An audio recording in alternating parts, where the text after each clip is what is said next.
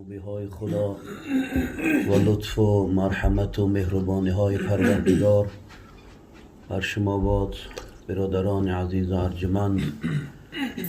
اولا از خدای بزرگ میخوام که خداوند تبارک و تعالی این نشسته که ما و شما در این شب کردیم خالصانه و مخلصانه باشد، به خاطر خدا و به خاطر خوشنودی پیغمبر بزرگوار صلی الله علیه و سلم و به خاطر عیادت یکدیگر و دیدار بینی برادرای عزیزمان حاجی خورشید جان در این سری دسترخوان یار و دوستا را جمع آورده است و هم یک پیاله چای کردیان.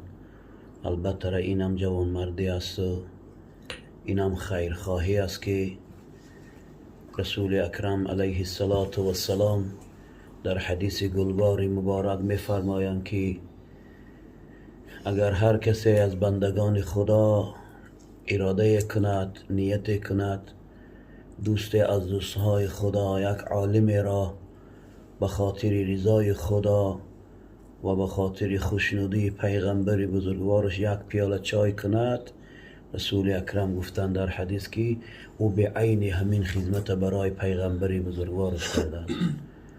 زیرا که رسول اکرم می‌فرمایند که اگر بر یک محله و یک قشلاق و یک قریه یک عالم اگر عبور کند، یک عالم قدم رنجه کند، یک عالم به او قشلاق گذرد، خداوند تبارک و تعالی به خاطر قدوم عالم 40 روز عذاب از قبرستان دهه می بردارد.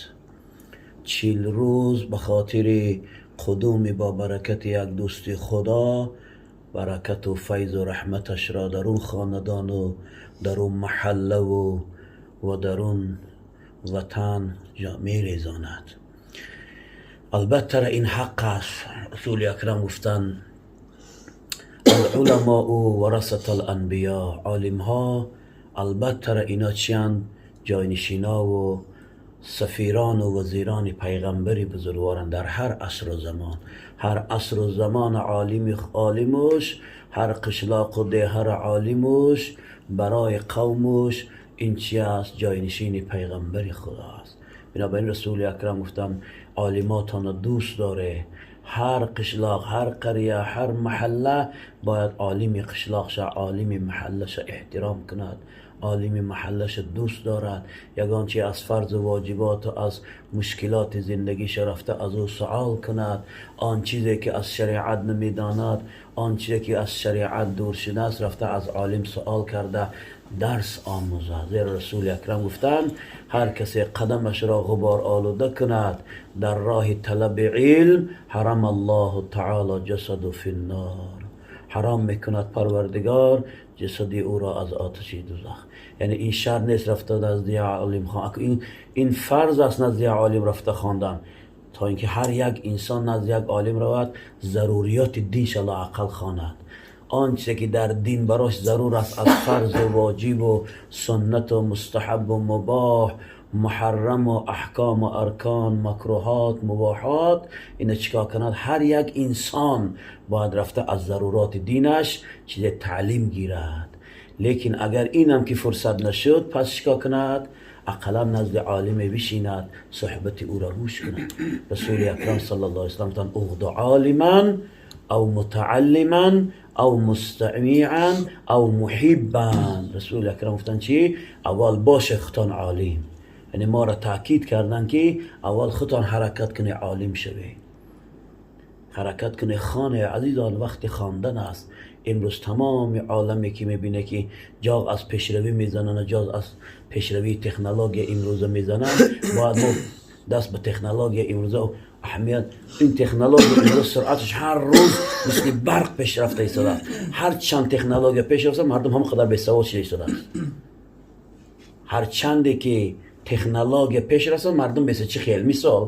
یک مثال آدمی بیارم پیشتر، مردم کودککا سین سنای من حاجی بابا و دیگه کلانا کرد ازیاد میکردن.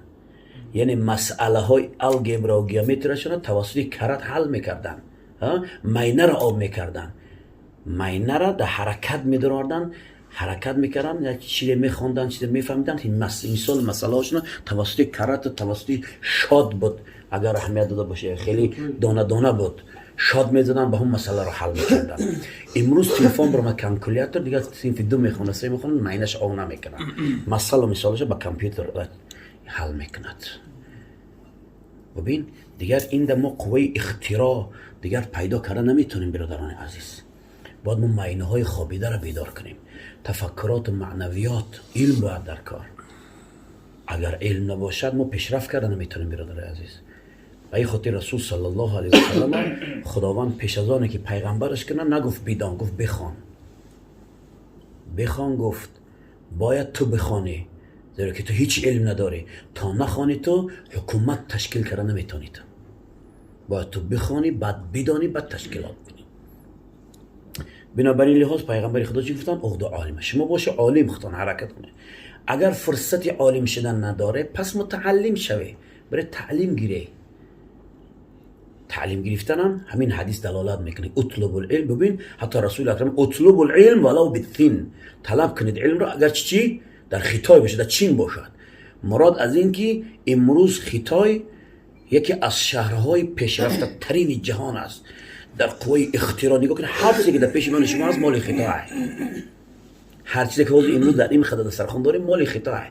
از قاشق سر کرده به هر چیزی هست مال خدا. شما بره از خطا چیکار کنه؟ قوه اختراع، علم اختراع بگیره بره. نروی خطا به خاطر عقیده خطا گیره بیایه. شما برای عقیده آموزی نروی. عقیده شما کامل است، عقیده شما استوار است، لیکن شما برای طبق رسول اکرم صلی الله علیه و سلم نصیحت واسط پیغمبر برای قوه اختراع بگیره بیایه. علم خیمیک شوه، فیزیک شوه، ساختمانچی شوه، هزارها علم در اونجا، علم های اختراع. برای اونجا علم گیره بیای تا وطن تو رو چیکار کنه؟ آباد کنه، تا محتاج نشوی. متاسفانه امروز بچهای ما کدام راه آمارا حساب کردن، گفتن که 7700 نفر در خطای طلبه ها میخوندن. برای طلبه هایی که رفتن میخوانن، اینا هم که رفتن از این قدر شماره زیاد خیال نمیکنم که همه این چیز از اونجا بیارن، برای که اکثرش امتحانات گشته ایستادن. نه پروای علم است نه پروای دیگه تعلیم است. پیغمبر صلی الله علیه و آله گفتن اول باشه عالم، اگر عالم که نشه پس چی؟ متعلم. اگر که اینم فرصت نیافته پس چی؟ مستمع شوید. مستمع شمینه که اگر گفتن در فلان جا فلانی دنبلا آمده است، همین صحبت میشوه. اینجا البته صحبت از فرهنگ و از قانون اسلام میشوه. شما حرکت کنید، چیکار کنید؟ در این صحبت خودتون بزنه.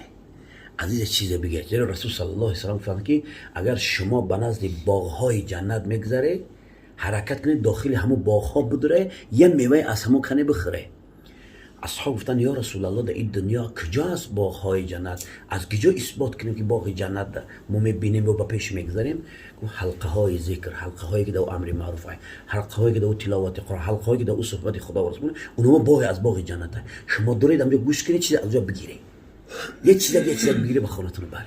اینی مثل باغ جنت، اینی می حلقه باغ جنت، اینی می شیشه ملکه در باغ جنت شده مسلمانشون.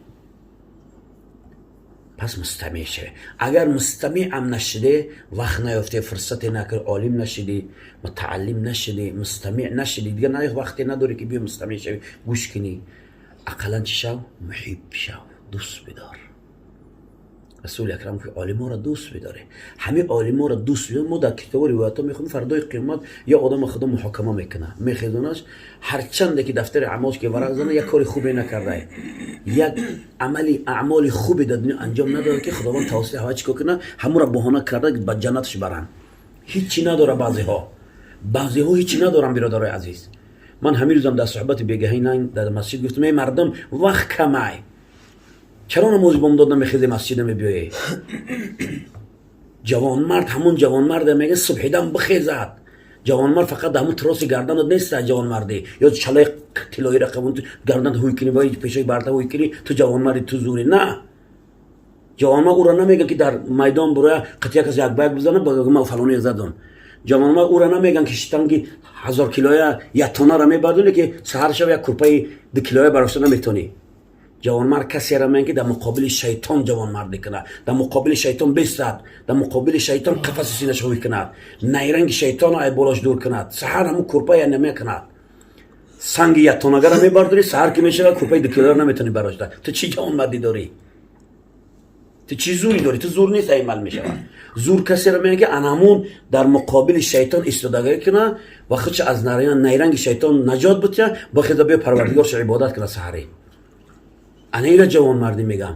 جوانمرد کسی را میگه دست یتیم و بیوزن و دست بیچاره و مفلسا و معیوبا را میگیره. جوانمرد کسی را میگه خدمت خلق ده. جوانمرد کسی را میگه غم خلق ملت میخورد. جوانمرد کسی را میگه غم مسلمان غم دینش میخورد. اینا جوانمردی میگن. جوانمرد کسی را میگه اهل علم یا پیاله چای میتید، چه مقصدش این باشه که اقلا پیغمبر را ندیدم، با پیغمبر نشستم، اقلا با دوستای پیغمبر نمیشینی. مهرش با جان خریدیم، ما مصطفی ندیدیم.